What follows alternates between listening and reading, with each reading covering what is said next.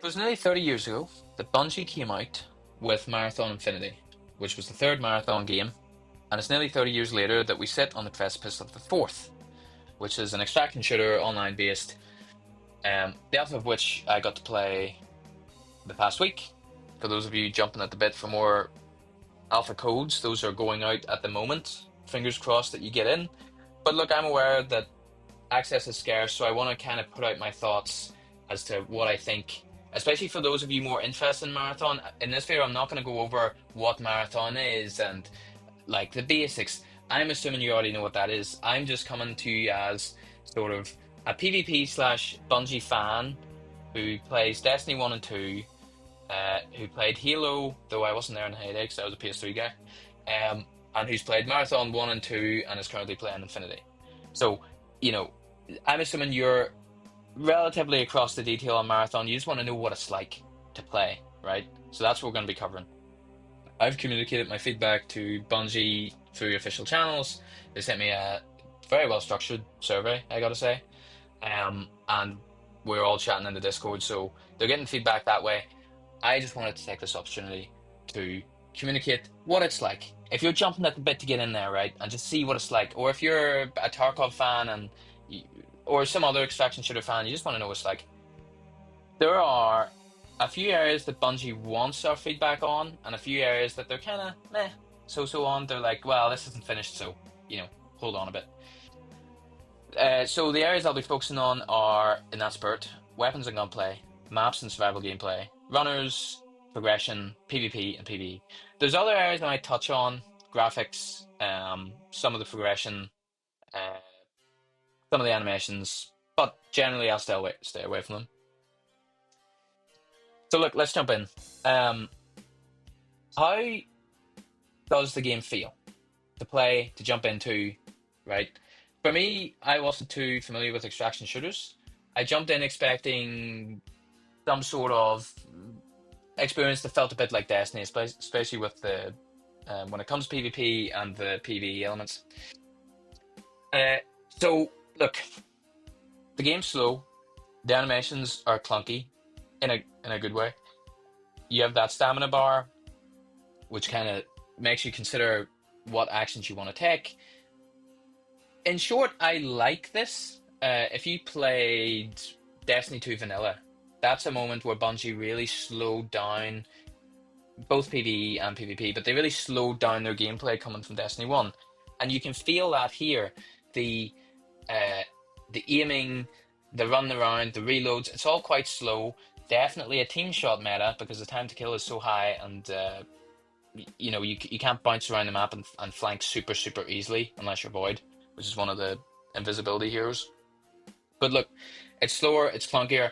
I really like that. I don't want to be, and granted, personal preference, right? But if you're a fan of like Call of Duty, Apex, really heavy movement emphasis, things going very fast, you might not gel with this. I like it because it's very slow, very considered. It comes down to positioning and aim.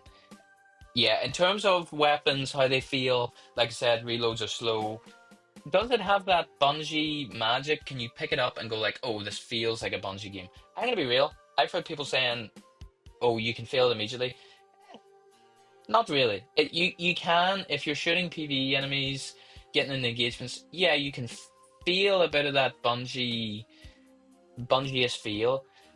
But because it is much slower and much clunkier, and I mean that as a compliment, uh, and because you don't get that traditional 30 seconds of fun that they talk about with Bungie games, you'd see in Destiny and Halo, because it's an extraction shooter, you could be going long periods without any fun, so to speak. Does it immediately feel like Bungie game? No. But it still kind of feels like one. But weapons and gunplay, from that perspective, yeah, it's great. I like it. It's just different, and that might take some getting used to. And like I say, uh, it's not super fast, right? Maps wise, we got two maps in the alpha. I'm not going to comment on the look of them and the graphics. L- Long story short, there, by the way, the indoor graphics great. The outdoor graphics, oh my god, they're bad. But they're working on that apparently. But let's talk in terms of level design. One thing I really like here, long story short, it's good, right?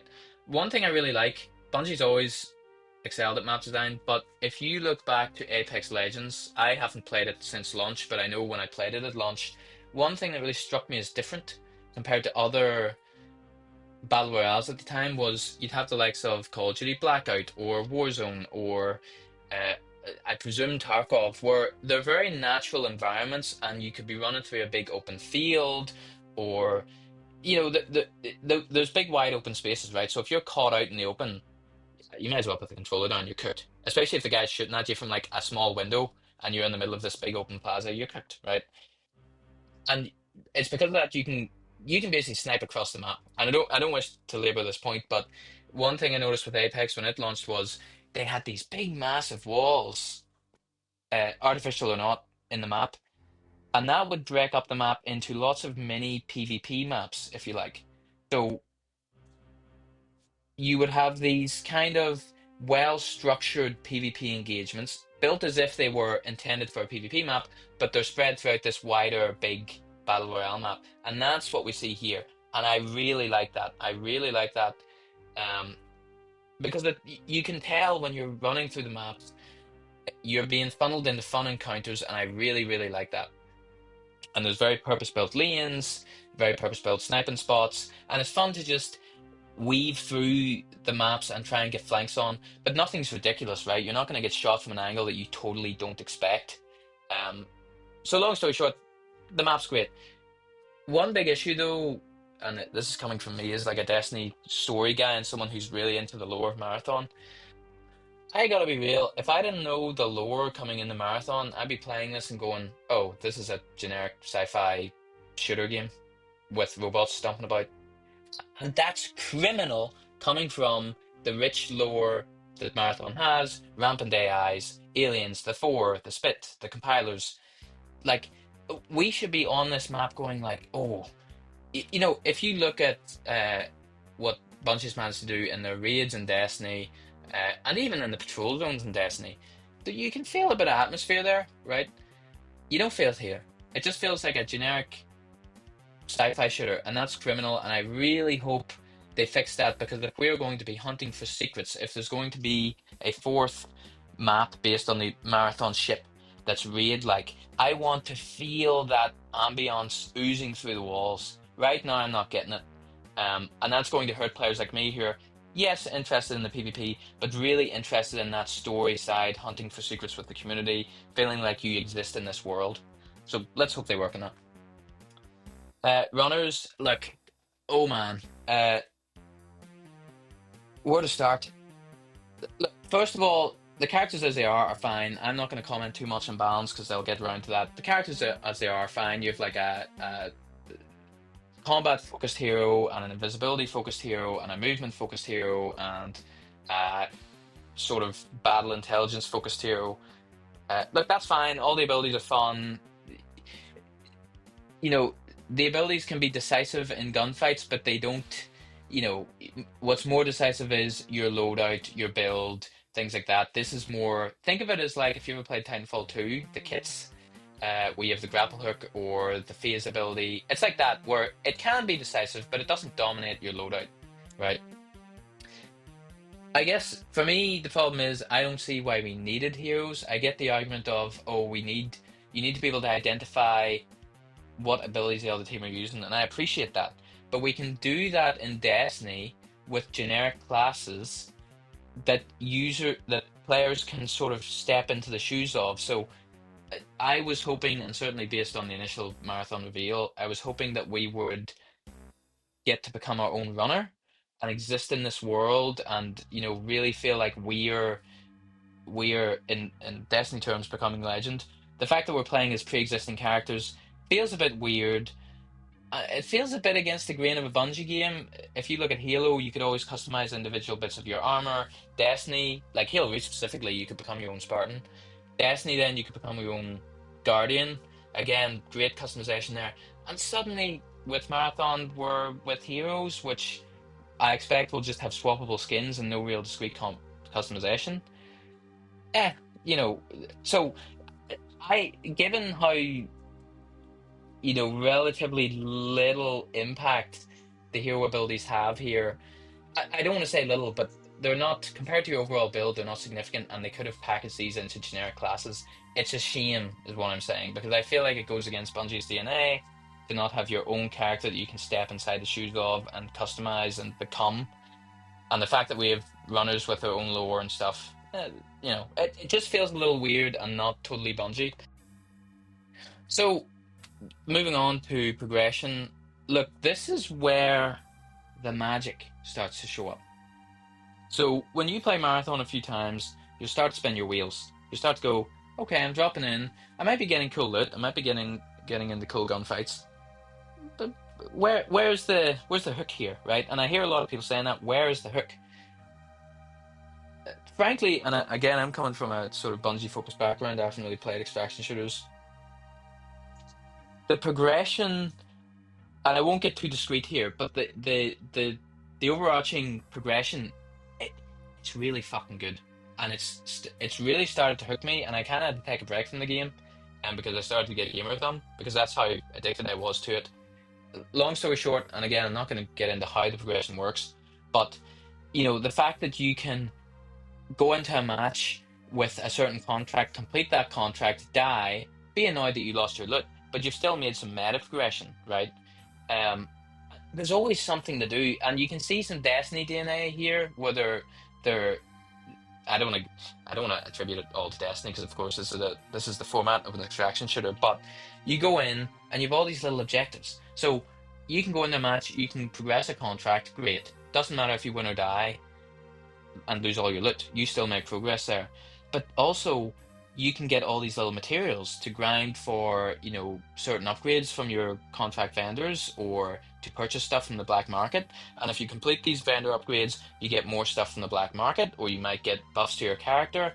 And look, this is key. This is key. Because if they can build this progression out, and it's already hooking me, and this is the thing, you need to play the game a bit and understand how the progression works. That's when it starts to hook you. Because the gameplay on its own, the core loop is fine. With this, it becomes like addictive, right? The thing is, if they, and we don't know this yet, if they can build a banger end game, right? If you imagine, and I'm just spitballing here, I'm not saying they need a PvE focused raid or anything, but let's say the marathon map, the fourth map, which is rumored to be raid like and be super difficult and have a 20% survival rate. Let's say that is like analogous to a Destiny raid, but with PvP elements, where it's really complicated. You got to work with everyone to like solve this, get through this ship, and it's really high stakes. And you need to go in with like purple exotic loot, right? And if you die, you lose a bunch of money and you're out. If they can build that progression and those stakes and get you grinding through a season to board that ship or that end game and bring those stakes to a great conclusion towards the end of the season where you can maybe complete the marathon ship map and get a bunch of loot, that's banger. And that could be the secret sauce. That could be the secret sauce, but we got to see them execute. The core progression is great, it's a hook, but if that's the stairs, so to speak, to a great final big bang on the marathon ship or some other sort of end game map, great, right? Um, so that's my hope. I think that'll be the secret sauce. That's what's going to cause Marathon to live or die, and that's what'll bring a lot of Destiny players over. And perhaps, the core loop will bring the likes of the Tarkov players over, um, and maybe this will be the differentiator to keep them, right?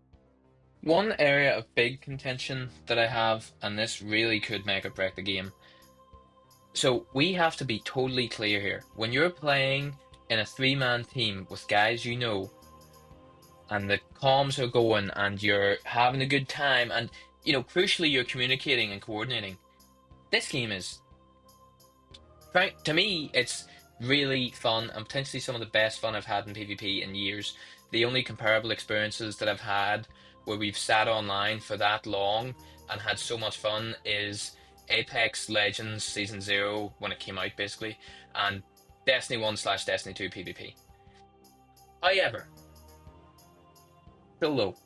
If you're solo, if you're team filling, maybe you have a good time. Maybe you find guys who are uh, willing to communicate and put their mics on if they can find the button to turn their mic on, which is a UI issue that I won't get into. Maybe you have a good time with randomers, right? With team fill on. Or you go in solo, no team fill, and you have an awful time, right? Like I said before, team shot meta, high time to kill, there's shields in play, so you're frankly you might take on a 1v3, but it's very unlikely. So what I will say is this: Bungie's quite staunch on this being a three-player focused game. I get that. However, they have to make some accommodation for solo play. They just have to. And I don't have a solution here. I don't know how they fix this, but the disparity between solo play in general and partied up play with three people is huge. And there is no doubt this is going to have an impact on the game. I know myself, frankly, I don't play the game if my friends aren't online. It's that poor. So they've got to figure that out. That's one of the biggest pieces of feedback. If they don't figure this out, the game's in peril, in my view. If they do, we could have a banger. So I'm conscious I've gone on for a little while. I'm going to wrap it up. What do I think in conclusion? I think what we have here is a promising game. Is it exceptional in the alpha? No. It's merely good, and good isn't good enough in this sort of market. This is key. They need that Bungie differentiator, like the marathon ship endgame, something crazy that you're building all season towards with that addictive progression loop. If you can build towards a big bang, like a raid or something like that at the end, that's the differentiator. So let's see how they do. But the core loop is fun. You'll enjoy the gameplay. But the big question is, can they do something really banger? That traditional Bungie twist to keep us there. Let's see. I'll be buying it at launch. It's good. Give it a go if you get into the alpha. I know thoughts are very mixed on it. Um, let's see how they do. Right. So thanks for listening, and see you on Tower 74.